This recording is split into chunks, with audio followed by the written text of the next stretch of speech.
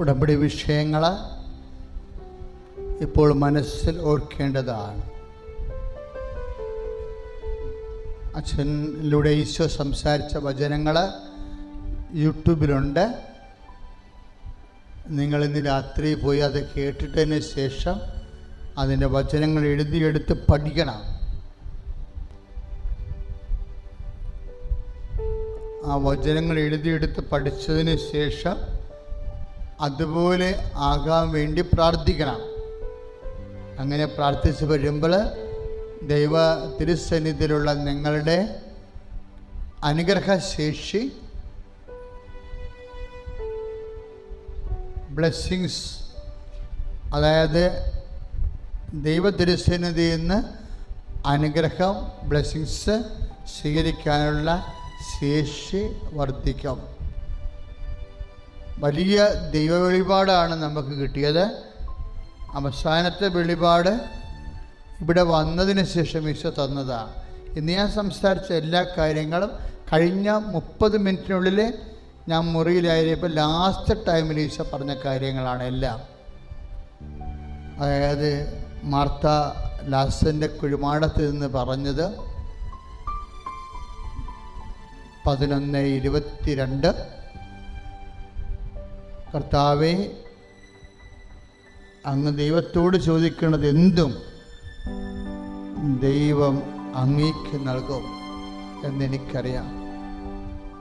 അതിൻ്റെ മറുപടി 15:7 നമ്മൾക്കും അതുപോലെ ഈശോനെ പോലെ ദൈവത്തോട് ചോദിക്കുന്നത് എന്തും കിട്ടാൻ കർത്താവിൻ്റെ വചനം അറിയുകയും എൻ്റെ വചനം നിങ്ങൾ നിലനിൽക്കുകയും ചെയ്താൽ ഇഷ്ടമുള്ളത് ചോദിക്കാം. അങ്ങനെ അതാണ് ഉടമ്പടിയുടെ അന്തസത്ത എന്ന് പറയണത്. ഉടമ്പടി നിങ്ങളെ കൃപയിൽ വളർത്തുകയും ദൈവത്തിൻ്റെ സ്വന്തമാക്കുകയും ചെയ്യും. അതുകൊണ്ട് ഉടമ്പടിയിൽ എന്ത് ചെയ്താലും അത് നിയമപരമായി കടപ്പെട്ടൊരു കാര്യം ചെയ്ത് മാറ്റുന്നതിനേക്കാൾ ഉപരി കർത്താവിനോടുള്ള വലിയ ആത്മബന്ധത്താൽ, ദൈവസ്നേഹത്താൽ ചെയ്യണമെന്നാണ് ഇന്ന് പരിശുദ്ധാത്മാവ് നമ്മളെ അനുസ്മരിപ്പിച്ചത്. പ്രാർത്ഥിക്കുക. കർത്താവേ, അങ്ങ് നൽകിയ വെളിപാടിന് നന്ദി പറയുന്നു. അതനുസരിച്ച് ജീവിക്കുവാൻ ഞങ്ങളെ സഹായിക്കണമേ. കർത്താവേ, എന്നെ വളർത്തണമേ. അങ്ങയുടെ തിരുസന്നിധിയിൽ നിന്റെ കരുണയുടെ യോഗ്യതയാൽ നിലനിൽക്കാൻ എന്നെ സഹായിക്കണമേ. സ്തുതിക്കട്ടെ. Hallelujah, hallelujah. കരങ്ങൾ ഉയർത്തിക്കൊണ്ട് സ്തുതിക്കട്ടെ. കർത്താവേ, അങ്ങയുടെ കരുണ ഞങ്ങളുടെ മേൽ നിറയ്ക്കണമേ എന്ന് പ്രാർത്ഥിക്കുന്നു. കർത്താവേ, കൃപ ഞങ്ങളുടെ മേൽ ഒഴുകണമേ.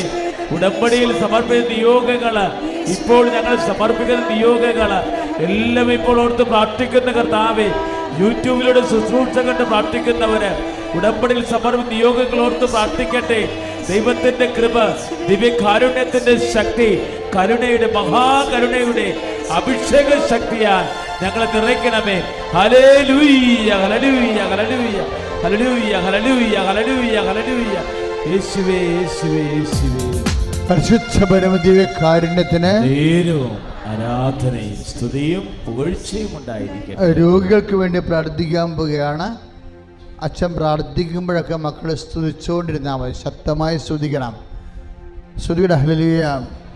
നല്ലവനായ ഈശോയെ, ഒന്നും അസാധ്യമല്ലാത്തവനെ, ഈശോ അങ്ങയുടെ വിശുദ്ധ പൗരോഹിത്യത്തെ കർത്താവേ അങ്ങ് മഹത്വപ്പെടുത്തണമേ. കർത്താവേ, ഉദരരോഗികളെ സമർപ്പിച്ച് പ്രാർത്ഥിക്കുന്ന കർത്താവേ, ഈശോ ഉദരരോഗികളെ സമർപ്പിച്ച് പ്രാർത്ഥിക്കുന്ന കർത്താവേ, കർത്താവ് ഉദരരോഗിയുടെ കൈകളിൽ കർത്താവ് ഉദര കർത്താവേ അങ്ങയുടെ വലത്തുകരം വെക്കണം. കർത്താവേ, ഉദരരോഗികൾ അനുഭവിക്കുന്ന സങ്കടങ്ങൾ കർത്താവേ, സഹിക്കാൻ പറ്റാത്ത വേദനകൾ കർത്താവ്, കുടൽ രോഗങ്ങൾ, കുടലിലെ പുണ്ണുകൾ, രക്തസ്രാവങ്ങൾ, ഉദരാശ രോഗങ്ങൾ, മൂത്രാശയത്തിൽ കല്ലുകൾ, മൂത്രമൊഴിക്കുമ്പോൾ വേദന, അലർജി, കരൾ രോഗങ്ങൾ, കിഡ്നി രോഗങ്ങൾ കർത്താവെ സ്പർശിക്കണമേ, കർത്താവെ സ്പർശിക്കണമേ, കർത്താവെ കിഡ്നികളെ സ്പർശിക്കണമേ, പാങ്ക്രിയാസിനെ സ്പർശിക്കണമേ, കരളിനെ സ്പർശിക്കണമേ, ഈശോ കരളിനെ സ്പർശിച്ച കർത്താവെ, ഈശോ വയറുവിരുക്കല്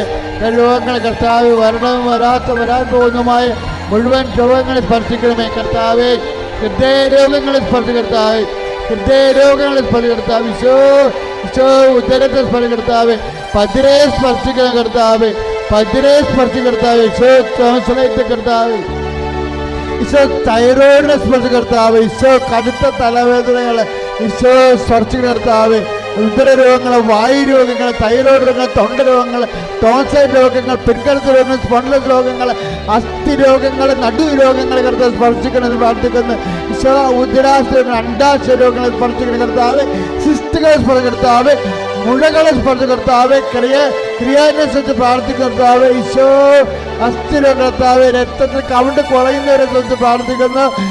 മക്കൾ ഇല്ലാത്ത പ്രാർത്ഥിക്കുന്നു, മക്കൾ ഇല്ലാത്തവരെ സമർപ്പിച്ച് പ്രാർത്ഥിക്കുന്ന വാത രോഗികളെ സംബന്ധിച്ച് പ്രാർത്ഥിക്കുന്നു കർത്താവ്, വാത രോഗികളെ സ്പർശിക്കുന്ന കർത്താവ്, ചൊറി ചിറങ്ങ കർത്താവ്, ദുഃഖ രോഗങ്ങൾ, വിസർപ്പ രോഗങ്ങൾ കർത്താവ് സമർപ്പിച്ച് പ്രാർത്ഥിക്കുന്ന വിശുദ്ധ രക്തത്താൽ ചുക്കു രോഗികളെ കഴുകണമേ, അത്ഭുത രോഗശാന്തി നടക്കണമേ, യേശു ക്രിസ്തു നാമത്തില് മാർഗ രോഗങ്ങള്, തിരവേദികള്, അവസ്വാ രോഗങ്ങള്, എപ്പിലെപ്സി രോഗങ്ങള് യേശു നാമത്തില് മാറിപ്പോണ്.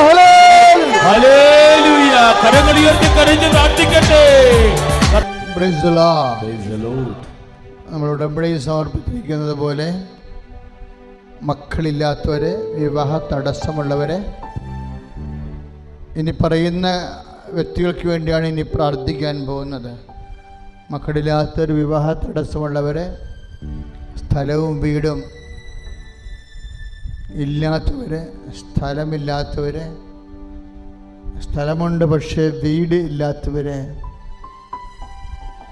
സ്ഥലവും വീടും വലിയ കടക്കണിയിലായി ഈട് വെച്ചിരിക്കണവരെ, അതിന് ജപ്തി നടപടി നേരിടാൻ സാധ്യതയുള്ളവര്, അതുപോലെ തന്നെ ജോലിയില്ലാത്തവര്, ചെയ്തുകൊണ്ടിരിക്കുന്ന ജോലിക്ക് വേണ്ടത്ര വരുമാനം ഇല്ലാത്തവര്, ശമ്പളം കിട്ടാതെ 3-5 മാസം ശമ്പളം കുടുങ്ങിപ്പോയവര്, ഈ ആരാധന ഈ യൂട്യൂബിലൂടെ ഇപ്പോൾ അനേക രാജ്യങ്ങളിൽ പങ്കെടുത്തുകൊണ്ടിരിക്കുന്ന എല്ലാ മക്കളും ശ്രദ്ധയോടെ പ്രാർത്ഥിക്കുക. ഇതര സംസ്ഥാനങ്ങളിലും ഇതര രാജ്യങ്ങളിലുമൊക്കെ ജീവിക്കുന്ന നമ്മുടെ മക്കളാണ്. ഇപ്പോഴും പ്രാർത്ഥനയിൽ അറ്റൻഡ് ചെയ്തുകൊണ്ടിരിക്കുന്നവർ, ഉടമ്പടി എടുത്ത് മടങ്ങിയിരിക്കുന്നവർ, അവർ ഉടമ്പടി ചെയ്തു പോയ എല്ലാ വിഷയങ്ങളുമേലും പരിശുദ്ധ അമ്മയുടെ മധ്യസ്ഥത്തിൽ ഈശോയിൽ ഈ ആരാധനയിൽ ഈശോയുടെ അത്ഭുതകരമായ ഇടപെടൽ ഉണ്ടാകാൻ വേണ്ടി ശ്രുതികട. ഹല്ലേലൂയ.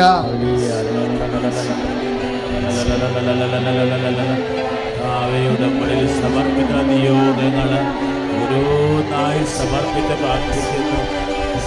ഉടമ്പടി ഞങ്ങൾ വെച്ച നിയോഗങ്ങൾ, ഉടമ്പടി പുതുക്കിയപ്പോൾ ഞങ്ങൾ സമർപ്പിച്ച നിയോഗങ്ങൾ എല്ലാം ഇപ്പോൾ ഓർത്ത് പ്രാർത്ഥിക്കുന്നു. പരീക്ഷ എഴുതിക്കഴിഞ്ഞ മക്കളുണ്ട്, പരീക്ഷ എഴുതാൻ പോകുന്ന മക്കളുണ്ട്.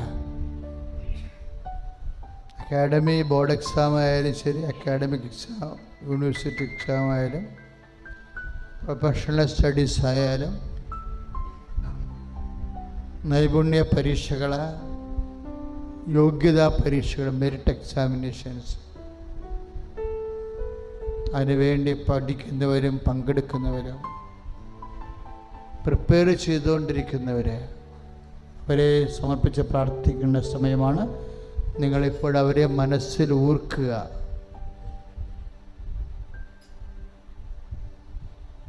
ടെക്നിക്കൽ പ്രോബ്ലംസ് വെച്ചാൽ എവിടെയെങ്കിലും സർട്ടിഫിക്കറ്റ് കുടുങ്ങിപ്പോവുക,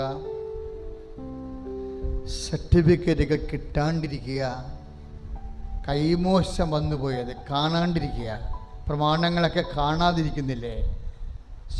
സ്വർണം ഉൾപ്പെടെ പ്രമാണങ്ങളും പ്രധാനപ്പെട്ട ചില രേഖകൾ കാണാതിരിക്കുന്നില്ലേ?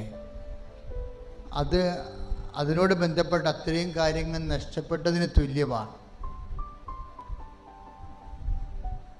അതൊക്കെ ഇവിടെ ഉണ്ടെന്നുള്ളത് അമ്മയ്ക്കറിയാം. അമ്മ ഈശോനോട് പറയും, നമുക്കത് കിട്ടും. അതുപോലെ കാണാതിരിക്കുന്ന എന്തായാലും ഇപ്പോഴ് പരിശുദ്ധ അമ്മ വഴി ഈശോ കേൾപ്പിക്കുക. വീട് പൊട്ടിപ്പോയിട്ടുള്ള ആൾക്കാരില്ലേ, ചിലപ്പോൾ കടം കയറി പ്രയാസപ്പെട്ട് പോയതാകാം, അവർ തിരിച്ചു വരണ്ടേ? അപ്പോൾ നിങ്ങൾ പറയും, തിരിച്ചു വന്നാൽ പിന്നെയും കടക്കാർ വീട് വളയും, ഭയങ്കര പ്രശ്നമായിരിക്കും. അവരെ തിരിച്ചു കൊണ്ടുവരണമെന്ന് ഈശോനോട് പറ. അപ്പോഴ് കടങ്ങൾ പരിഹരിക്കാനുള്ള മാർഗവും അതിൻ്റെ കൂടെ വരും. വഴക്കിട്ട് അകന്നു പോയവരില്ലേ, ഭാര്യ ഭർത്താക്കന്മാർ അകന്നു പോയവർ, പലപ്പോഴും നിസ്സാരമായ പിടിവാശി കൊണ്ട് ആവശ്യമില്ലാത്ത മൂഡൗട്ടായിട്ടിരിക്കുന്ന സമയത്ത് ഇഷ്യൂസ് ഉണ്ടാക്കി വായി തോന്നിയൊക്കെ വിളിച്ചു പറഞ്ഞ് മനസ്സ് മുറിഞ്ഞ് മടുത്ത് പോയവരില്ലേ?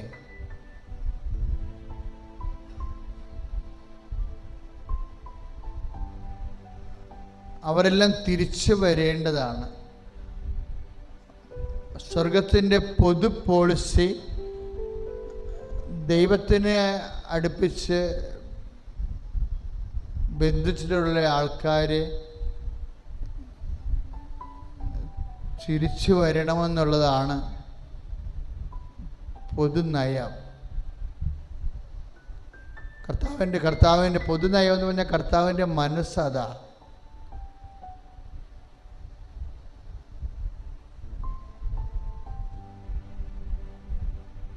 പോയവരെല്ലാം തിരിച്ചു വരണം.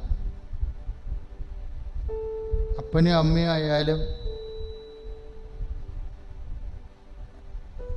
അപ്പനെയും അമ്മയും നോക്കാൻ പറ്റണില്ലെങ്കിൽ അതിനുള്ള അവസ്ഥ തരാൻ വേണ്ടിയാണ് പ്രാർത്ഥിക്കുന്നത്. അല്ലാതെ അവരെ എന്തെങ്കിലും നമ്മുടെക്കൊന്ന് മാറാനല്ല പ്രാർത്ഥിക്കേണ്ടത്. നിങ്ങൾ മുട്ടുമേ വീണ് കമഴ്ന്ന് കിടന്ന് പ്രാർത്ഥിക്കണം. അത് അപ്പനും അമ്മേനെയും നോക്കാൻ പറ്റണില്ല, കുഞ്ഞുങ്ങളുടെ രോഗം കാരണം ഒന്നിനും പറ്റണില്ല, അതിനുള്ള മാർഗം തരാൻ വേണ്ടിയാണ് പ്രാർത്ഥിക്കുന്നത്.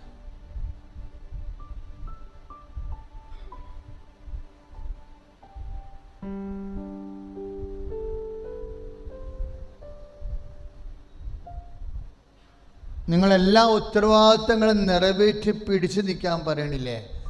അപ്പോൾ ഉത്തരവാദിത്തങ്ങൾ നിറവേറ്റാൻ പറയുമ്പോൾ അത് നിറവേറ്റാനുള്ള കൃപ ദൈവം തരുമെന്ന് അതിൽ അണ്ടർസ്റ്റുഡാണ്.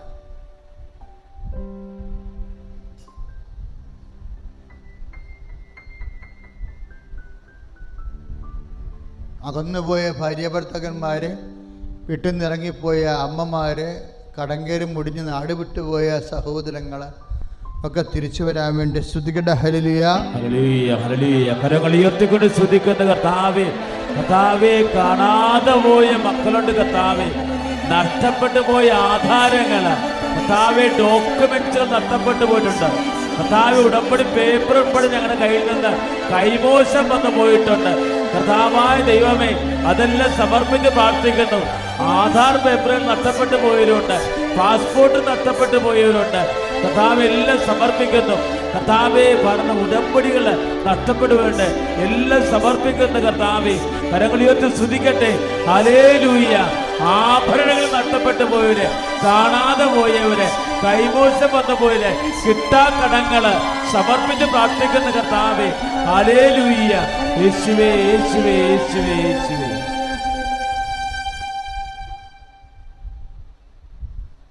ദൈവനാമത്തിന് മഹത്വം ഉണ്ടാവട്ടെ. എൻ്റെ പേര് മേരി പി ടി എന്നാണ്. എൻ്റെ സ്ഥലം എറണാകുളം മഞ്ഞുമ്മൽ ഇടവകയിൽ നിന്നാണ് ഞാൻ വരുന്നത്. ഞാൻ ആദ്യമായിട്ട് ഉടമ്പടി എടുക്കുന്നത് മാർച്ച് 15-നാണ്. അതിന് മുന്നേ 2023 ഞാൻ ഉടമ്പടി എടുക്കാൻ വന്നെങ്കിലും എനിക്ക് എന്തുകൊണ്ട് ഉടമ്പടി എടുക്കാൻ പറ്റിയില്ല. ക്ലാസ് അറ്റൻഡ് ചെയ്തെങ്കിലും എനിക്ക് തോന്നി മാതാവ് എല്ലായിടത്തും ഉണ്ടല്ലോ, പിന്നെ ഇതിൻ്റെ ആവശ്യമില്ല. അങ്ങനെ ഞാൻ തിരിച്ചു പോയി. 1 വർഷത്തിന് ശേഷം 4 തവണ ഞാൻ IELTS എഴുതുകയും 4 തവണയും ഞാൻ അതിന് 0.5 ഫെയിലാവും. അതുമാത്രമല്ല, ഓരോ തവണ IELTS എഴുതാൻ പോകുമ്പോഴും എനിക്ക് എന്തെങ്കിലുമൊക്കെ പ്രശ്നമോ, ഒന്നെങ്കിൽ എനിക്ക് എന്തെങ്കിലും അസുഖം വരും, അല്ലെങ്കിൽ എന്തെങ്കിലും ആക്സിഡൻറ്റ് വരും. അങ്ങനെ എനിക്ക് IELTS ഒന്ന് കേൾക്കുമ്പോഴേ പേടിയായി, ഞാനാകെ ഡിപ്രഷനിലായി. അങ്ങനെ എൻ്റെ ഒരു സുഹൃത്താണ് പറയണത്, ഇനി IELTS വേണ്ട, നമുക്ക് ജർമ്മനിയിലോട്ട് പോകാൻ വേണ്ടി ഓപ്പർച്യൂണിറ്റിക്കാർഡ് എന്നൊരു വിസയുണ്ട്, അപ്പം ജർമ്മൻ ലാംഗ്വേജ് പഠിച്ചാൽ മതിയെന്ന്. അങ്ങനെ ഞാൻ 2025 ജർമ്മൻ ലാംഗ്വേജ് പഠിക്കാനായിട്ടുള്ള ഇൻസ്റ്റിറ്റ്യൂട്ടിൽ ജോയിൻ ചെയ്തു. ജനുവരിയിലാണ് ഞാൻ ജോയിൻ ചെയ്യണത്. അതിനുശേഷം മാർച്ച് 15 ഞാൻ ഉടമ്പടി എടുക്കുന്നത്. അപ്പം ഞാൻ ജർമ്മൻ ലാംഗ്വേജ് ജോയിൻ ചെയ്ത് കഴിഞ്ഞ് ഇൻസ്റ്റിറ്റ്യൂട്ടിൽ എക്സാം ഞാൻ 86% മാർക്കോടെ പാസ്സായി. അപ്പോൾ എനിക്ക് കോൺഫിഡൻ്റ് ആയി, കുഴപ്പമില്ല, ഞാൻ എന്തായാലും ഗോയിത്തെ എക്സാം എഴുതിയാൽ എനിക്ക് പാസ്സാകാൻ പറ്റുമെന്ന് എനിക്ക് 100% ഉറപ്പുണ്ട്. അങ്ങനെ ഞാൻ ഗോയിത്തയിൽ എക്സാം എഴുതാൻ പോയി. എക്സാം എഴുതാൻ പോകുമ്പോൾ അതിൻ്റെ തലേ ദിവസം വരെ എല്ലാ സബ്ജക്റ്റിനും എനിക്ക് മുഴുവൻ മാർക്കാണ് പ്രാക്ടീസ് ചെയ്യുമ്പോൾ കിട്ടണത്. അപ്പം എൻ്റെ ലെവൽ ഓഫ് കോൺഫിഡൻസ് എന്ന് പറഞ്ഞാൽ 100ൽ 150% അങ്ങനെ ഞാൻ എക്സാമിന് പോയപ്പം എൻ്റെ വസ്ത്രത്തിനുള്ളിൽ മാതാവിൻ്റെ ഉടമ്പടി കാശ് രൂപമൊക്കെ ഒളിപ്പിച്ച് വെച്ചിട്ടാണ് ഞാൻ കയറണത്. പക്ഷെ കയറുമ്പോൾ തന്നെ ആദ്യം തന്നെ എനിക്ക് വലിയൊരു വിഷമം ഉണ്ടായത്, അവിടെ ബ്ലാക്ക് കളറിൽ ഒന്നും യൂസ് ചെയ്യാൻ പാടില്ല. ഞാൻ ഇട്ടേക്കുന്ന ഡ്രസ്സും ബ്ലാക്ക് കളറാണ്, എൻ്റെ ഇയറിങ്സ് വാച്ച് എല്ലാം ബ്ലാക്ക് കളറാണ്. അപ്പോൾ ഡ്രസ്സ് ഒഴിച്ച് ബാക്കി ഇയറിങ്സ് വാച്ച് എല്ലാം റിമൂവ് ചെയ്യാൻ പറഞ്ഞു.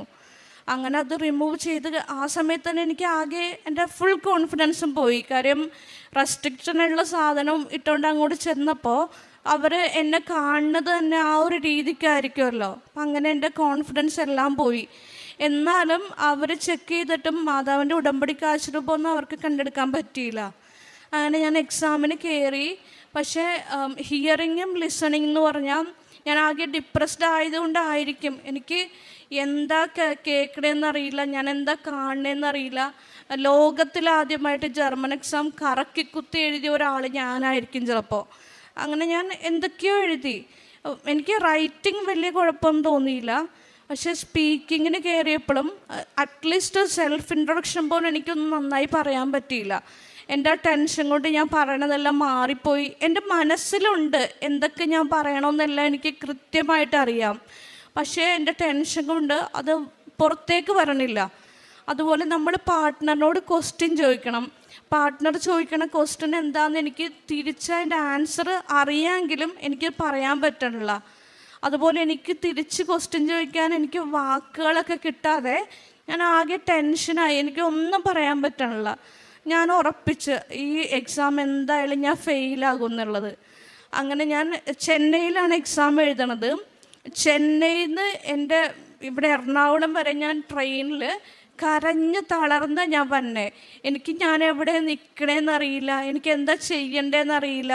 അറ്റ്ലീസ്റ്റ് ഞാൻ എക്സാം സെൻറ്ററിൻ്റെ പുറത്തിറങ്ങിയിട്ട് ഞാൻ എങ്ങോട്ടാണ് പോണേ, ഞാൻ എവിടെ നിന്നാണ് വന്നേ, ഞാൻ എന്താ ചെയ്യേണ്ടത് ഒന്നും അറിയാതെ കരയാൻ വിചാരിച്ച് കരച്ചിലും വന്നില്ല. അവസാനം ട്രെയിനിലെ ആളുകൾ നല്ല സന്തോഷമായിട്ട് വർത്തമാനം പറയുമ്പോൾ ഞാൻ മാത്രം കരഞ്ഞ് തളർന്ന് ഞാൻ അവിടെ നിന്ന് വരണേ. അങ്ങനെ ഞാൻ വന്നു. ഏപ്രിൽ 25 എൻ്റെ എക്സാം. മെയ് 8 എക്സാമിൻ്റെ റിസൾട്ട് വന്നു. പക്ഷെ അത് ഞാൻ അറിയണില്ല. എക്സാമിൻ്റെ റിസൾട്ട് വന്നോന്നും ഞാൻ അറിഞ്ഞിട്ടില്ല. ഞങ്ങളുടെ പള്ളിയിലൊരു ധ്യാനം ഉണ്ടായിരുന്നു. അപ്പോൾ ഈ ധ്യാനത്തിലൊക്കെ ഞാനിങ്ങനെ പങ്കെടുത്തുകൊണ്ടിരിക്കുന്ന സമയത്തൊക്കെ അവിടെ ഓൾട്ടറിൽ എഴുതി വെച്ചിട്ടുണ്ട്, നിൻ്റെ ജീവിതകാലത്ത് നീ പരാജയം കാണുകയില്ല എന്ന്. അപ്പം ഞാൻ മാതാവിനോട് ചോദിച്ചു, മാതാവ് ഞാൻ കേട്ടിട്ടുണ്ട് ഉടമ്പടി എടുത്ത് പ്രാർത്ഥിക്കുന്ന എല്ലാവരുടെയും കാര്യങ്ങൾ നടക്കണമെന്ന്. അപ്പോൾ എനിക്ക് അത് എക്സാം പാസ്സാകാൻ പറ്റില്ല എന്ന് മാത്രമല്ല, ഉടമ്പടിക്ക് പോലും വേണ്ടാത്തൊരാളായി പോയോ ഞാൻ. അങ്ങനെ ഞാൻ ഒത്തിരി സങ്കടപ്പെട്ട് മാതാവിനോട് കരഞ്ഞ് പ്രാർത്ഥിച്ചായിരുന്നു. അപ്പം ആരോ പറഞ്ഞ പോലെ ഞാൻ മെയിലിങ്ങനെ ചെക്ക് ചെയ്തപ്പോൾ ഭയങ്കര അത്ഭുതമാണ്. എനിക്ക് 76% മാർക്ക് കിട്ടിയത് മാത്രമല്ല, എനിക്ക് എന്തിനാണോ സ്പീക്കിംഗ് ടെസ്റ്റ് ഭയങ്കര ഡിഫിക്കൽട്ടി ആയത്, അതിനെനിക്ക് 25-ൽ 22% കിട്ടി. അപ്പം ശരിക്കും മാതാവിൻ്റെ ഒരു അത്ഭുതം. മാതാവില്ലായിരുന്നെങ്കിൽ എനിക്ക് ഉറപ്പായിട്ടും പാസ്സാവാൻ പറ്റില്ലായിരുന്നു. പിന്നെ ഈ ഉടമ്പടി എടുത്തതിൻ്റെ പിറ്റേ ദിവസം തന്നെ ഞാൻ ക്ലാസ്സിൽ പോണത് സ്കൂട്ടറിലാണ്. അപ്പം ഞാൻ ഹൈവേ ആയതുകൊണ്ട് എങ്ങനെ പോയാലും ഞാനൊരു 80-ലൊക്കെ പോവും, നല്ല സ്പീഡിലങ്ങ് പോവും. ഇറങ്ങണത് ലേറ്റായിരിക്കും വീട്ടിൽ നിന്ന്. അപ്പോൾ എളുപ്പം എത്താൻ വേണ്ടിയിട്ട് ഞാൻ സ്പീഡിലങ്ങ് പോവും. ഞാനിങ്ങനെ വഴിയിൽ പോയിക്കൊണ്ടിരിക്കുന്ന സമയത്ത് 3 ആളുകൾ റോഡ് ക്രോസ് ചെയ്യാൻ നിൽക്കുന്നുണ്ട്. ഞാനത് കണ്ടപ്പോൾ ഞാനത് കണക്കൂട്ടി കുറച്ച് നീങ്ങി തന്നെ പോണത്.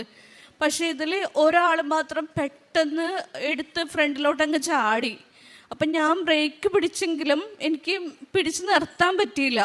പക്ഷേ ഞാൻ ആ സമയത്ത് അത്രയും കൃപാസനം മാതാവിനോട് മാത്രമേ പ്രാർത്ഥിച്ചിട്ടുള്ളൂ. എനിക്ക് ബ്രേക്ക് ഇട്ട് കിട്ടിയുമില്ല. അയാളുടെ കൂടെ ഉണ്ടായിരുന്ന ആളെ അയാളെ പിടിച്ച് വലിച്ചങ്ങ് മാറ്റി. അതുകൊണ്ട് അയാൾക്കൊന്നും മാത്രമല്ല ആർക്കും ഒരു അപകടം പറ്റാതെ അത്ഭുതകരമാണെന്ന് ഞാൻ രക്ഷപ്പെടുകയും ചെയ്തു. അതും കഴിഞ്ഞ് മുമ്പോട്ട് പോണ സമയത്ത് ഇതുപോലെ തന്നെ കുറച്ചൊരു പാലത്തിൻ്റെ അവിടെ എത്തിയപ്പോൾ ഈ മരത്തിൻ്റെ കൊമ്പൊടിഞ്ഞ് വീണു. ഭയങ്കര വലിയ കൊമ്പൊന്നുമല്ല, എന്നാലും ഹെൽമെറ്റ് ഇല്ലെങ്കിൽ നമുക്ക് പരിക്കേക്കണ പോലത്തെ ഒരു കൊമ്പ്. അപ്പം ഞാൻ ഹെൽമെറ്റ് വെച്ചുകൊണ്ട് എൻ്റെ തലയിലാണ് വന്ന് വീണത്. എനിക്ക് കുറച്ച് വേദന എടുത്തെങ്കിലും ഭയങ്കര അത്ഭുതം എന്ന് പറയാം. വേറെ ഒന്നും ഒരു പോറൽ പോലും എനിക്ക് പറ്റിയില്ല. അതും കഴിഞ്ഞ് കുറച്ച് ദിവസം കൂടി കഴിഞ്ഞപ്പോൾ ഇതുപോലെ തന്നെ ഞാൻ പ്രൈവറ്റ് റോഡിൽ കൂടിയാണ് ഞാൻ പോണത്. അപ്പോൾ അതിൽ ബസ്സൊന്നും വരാത്ത റോഡാണ്. അപ്പം നമുക്ക് കുറച്ച് എളുപ്പം എത്തുകയും ചെയ്യാം. അപ്പം ഞാനിങ്ങനെ പോയിക്കൊണ്ടിരിക്കുന്ന സമയത്ത് ഇതുപോലെ തന്നെ അൺഎക്സ്പെക്റ്റഡ് ആയിട്ടൊരു ബസ് വന്നു. അപ്പം ഞാൻ സ്പീഡിലായതുകൊണ്ട് ഞാൻ ഒരടി ഞാൻ മുമ്പോട്ട് വെച്ചാൽ ആ ബസ്സിൻ്റെ ടയറ് എൻ്റെ മേത്തൂടിയേ പോവുള്ളൂ. അപ്പോൾ അവിടെയും ശരിക്കും ഞാൻ മാതാവിനോടെ പ്രാർത്ഥിച്ചിട്ടുള്ളൂ. വേറെ ആരും എനിക്ക് ആ സമയത്ത് അത്ര എനിക്ക് കൃപാസനം മാതാവ് എൻ്റെ മനസ്സിലേക്ക് വന്നത്. പക്ഷെ എന്താ അത്ഭുതമെന്നറിയില്ല, അയാൾ കറക്റ്റ് സമയത്ത് ബ്രേക്ക് പിടിച്ച് വണ്ടി നിർത്തി. എനിക്ക് ഒന്നും പറ്റാതെ, ഒരു പോറൽ പോലും പറ്റാതെ ഞാൻ രക്ഷപ്പെടുകയും ചെയ്തു. പിന്നെ മെയ് 17-നാണ് എൻ്റെ വിസക്കുള്ള ആപ്ലിക്കേഷൻ ഇവിടുന്ന് ഫോർവേഡ് ചെയ്യണത്. അപ്പോൾ അവർ 45 ഡേയ്സ് ടൈമാണ് പറഞ്ഞിരിക്കണത്. അതിനുള്ളിൽ വിസ വരും എന്നുള്ള ആ ഒരു പ്രതീക്ഷയിലിരിക്കണത്. അപ്പോൾ അങ്ങനെ നോക്കുമ്പോൾ ജൂലൈ 2-ന് 45 ദിവസം തികയും. ഏതായാലും ഞാൻ ജൂൺ 22-ന് എൻ്റെ ഉടമ്പടി പുതുക്കുകയുണ്ടായി. പുതുക്കുമ്പോൾ ഞാൻ അതിനകത്ത് മാതാവിനോട് പ്രത്യേകം പറഞ്ഞു, മാതാവേ 45 ദിവസം തികയണതിന് മുന്നേ, അത് കഴിഞ്ഞു പോകരുത്, അത് കഴിയണതിന് മുന്നേ എൻ്റെ വിസ കിട്ടണം. എൻ്റെ വിസ കിട്ടുവാണെങ്കിൽ അത് ഞാൻ എൻ്റെ മാതാവിനോടായിരിക്കും ആദ്യം പറയണത്, അല്ലാതെ വേറെ ആരോടും ഞാൻ പറയില്ല എന്ന് പറഞ്ഞു. അങ്ങനെ അതിനിടയിൽ ഹസ്ബൻഡിൻ്റെ മമ്മിക്ക് ഹെൽത്ത് ഇഷ്യൂസൊക്കെ ആയിട്ട് ലിവറിലൊരു ചെറിയ ഗ്രോത്ത്, അത് ക്യാൻസറാണോ എന്നൊക്കെ സംശയമുണ്ട്.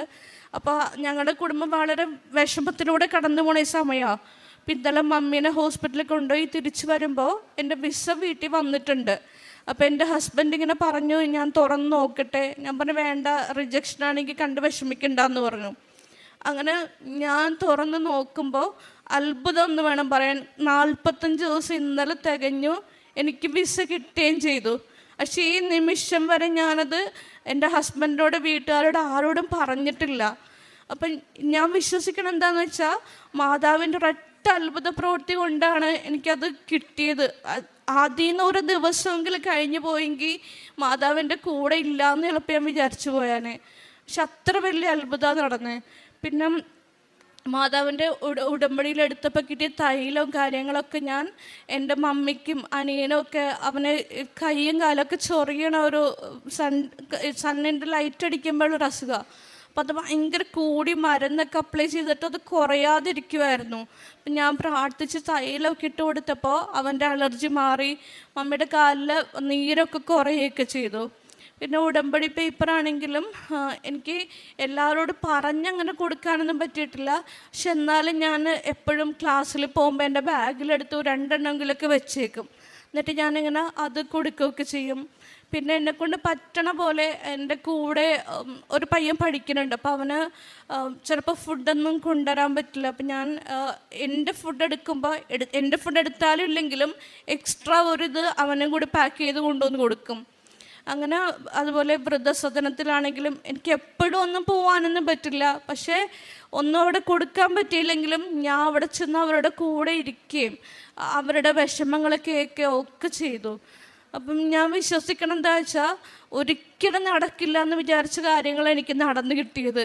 കാര്യം ഇതിനു മുന്നേ ഞാൻ കാനഡക്ക് പോകാൻ നോക്കുമ്പോൾ പ്രഗ്നൻ്റ് ആയിട്ട് പിന്നെ എനിക്ക് പോകാൻ പറ്റിയില്ല.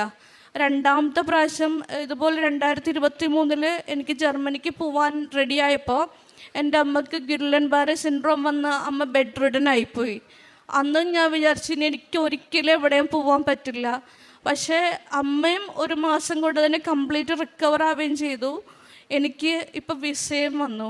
അപ്പോൾ ഇതെല്ലാം എൻ്റെ മാതാവിൻ്റെ ഒരു അത്ഭുത പ്രവൃത്തിയാൽ സംഭവിച്ചതാണ്. മാതാവിന് 1000 കോടി നന്ദി. പിന്നെ കുർബാന ഞാൻ ഉടമ്പടി എടുത്തതിന് മുമ്പ് വരെ എല്ലാ ഞായറാഴ്ച എന്തായാലും ഞാൻ പള്ളിയിൽ പോകും.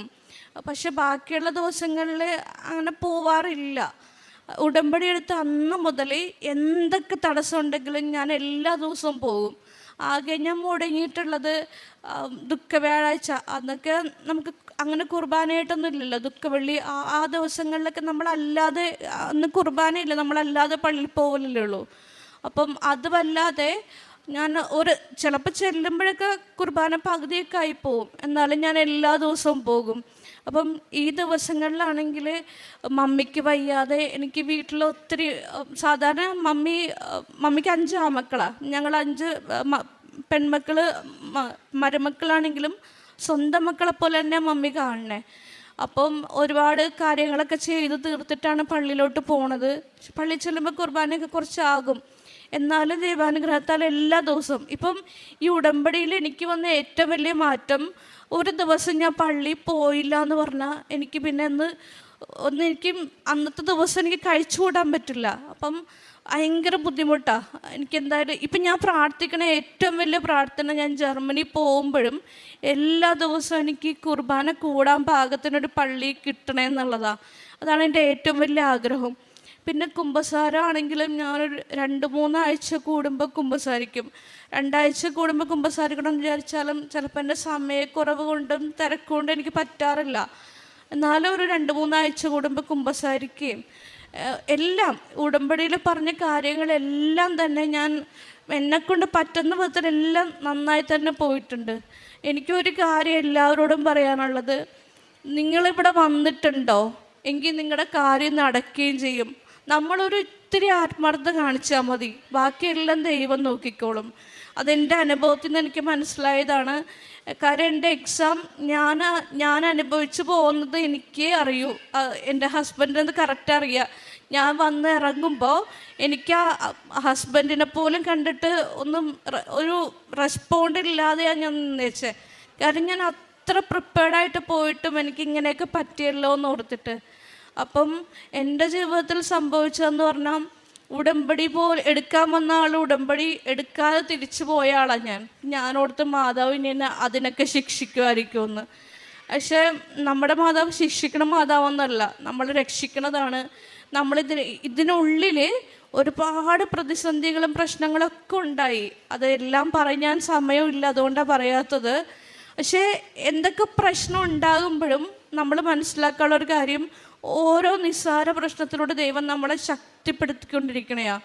അപ്പോൾ ആദ്യമൊക്കെ എനിക്ക് തോന്നി, ഉടമ്പടി എടുത്ത് ചെല്ലണം ആദ്യ ദിവസം തന്നെ എനിക്ക് ഓരോ പ്രശ്നങ്ങളായിരുന്നു. അപ്പം എൻ്റെ മനസ്സും സത്യത്തിൽ മടുത്തു. അപ്പം എൻ്റെ ഫ്രണ്ട്സായിട്ടുള്ളവർ എന്നെ അറിയാവുന്നവരൊക്കെ പറഞ്ഞു, അവരൊക്കെ കേട്ടിട്ടുണ്ട്, ഉടമ്പടി എടുക്കുമ്പോൾ തന്നെ നമുക്ക് അൺഎക്സ്പെക്റ്റഡായിട്ട് ഒരുപാട് പ്രശ്നങ്ങൾ വരും, ഉടമ്പടി ഏതെങ്കിലും സാഹചര്യത്തിൽ മുടങ്ങേണ്ടിയൊക്കെ വരും. പക്ഷെ എന്തൊക്കെ സംഭവിച്ചാലും നമ്മൾ ഉടമ്പടി മുടക്കണതിനെ പറ്റി ആലോചിക്കുക പോലും ചെയ്യരുതെന്ന്. അപ്പം എനിക്ക് മനസ്സിലായൊരു കാര്യം ഇതാണ്, നമ്മളെ മാതാവിനെ വിളിച്ച് പ്രാർത്ഥിച്ചിട്ടുണ്ടോ, നമ്മൾ ഈ മണ്ണിൽ കാല് കുത്തിയിട്ടുണ്ടോ, പിന്നെ എല്ലാം മാതാവ് നോക്കിക്കോളും. ദൈവത്തിന് നന്ദി.